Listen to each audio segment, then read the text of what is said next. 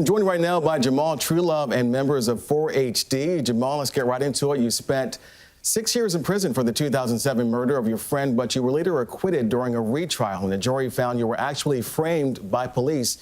I can imagine this is still tough to talk about right now, but can you even begin to describe what it was like spending that time behind bars for a crime you did not commit?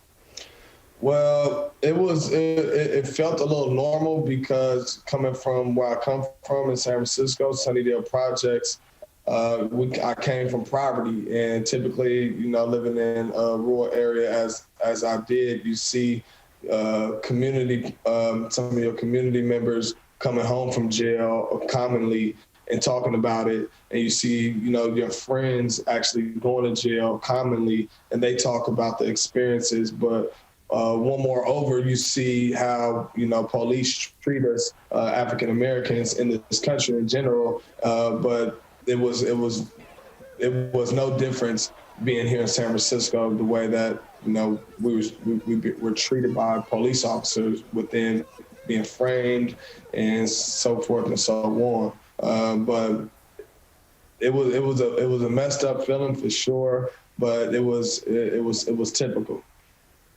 Yeah, can only imagine. An appeals court also found there was prosecutorial misconduct. Kamala Harris was the San Francisco DA during your case. What role do you feel she played in your wrongful conviction? Well, I think she played a significant role, as in not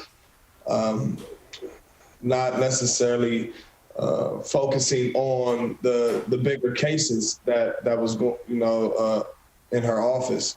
Linda Allen actually fought the case, but when it comes down to it, Kamala Harris was the head of the actual office and probably should have paid a little bit more attention to cases like mine, cases like Ronnie Louvier, cases like, there's a lot of cases out there, which I know definitively that a lot of people was wrongfully convicted under her watch. And despite that history, some might be surprised to hear this, but you are now supporting Kamala Harris as a Democratic vice presidential candidate for the upcoming election. Why have you decided to put aside your differences? Just controlling my vote. At the end of the day, I'm not going to sit here and say I'm going to sit out of this election and I'm not going to vote for Donald Trump.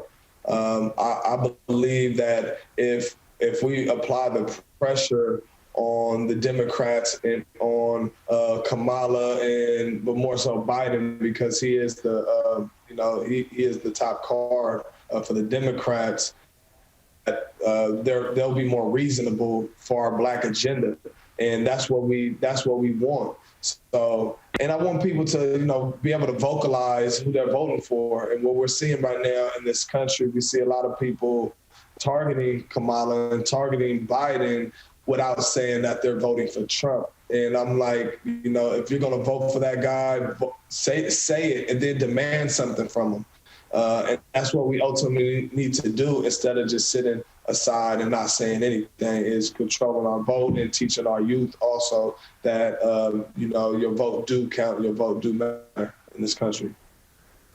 Big election ahead for sure. Even when she was running to be president herself, she received a lot of criticism for her record as the San Francisco DA and California Attorney General. You personally lived that. What's your message to her, perhaps, and her critics? My message to Kamala Harris will be come up with a Black agenda definitively for the people that is struggling in this country and vocalize it. That's what people want to hear. That's what people want to know, that being in that position, you do speak for the women because you are a woman, but you also speak for Black folks across America, and also understanding that Black people are not going to vote for you just because you're Black. And I'm curious as well, would you be open to having a conversation, to expressing some of those things to her personally? Yeah, absolutely. I'm not closed-minded. I could advise the way that that I do typically from a street level. I'm like, I'm not no politician at the end of the day. I'm heavily with my ears to the street and listening to the people. And, me and my team, me and 4HD, we're heavily, within, social change, within the system, and trying to change systemic racism, within this country. Jamal Trulove, 4HD, thank you so much for joining us. We appreciate your time and your passion. Okay. Thanks a lot. Thanks for having us.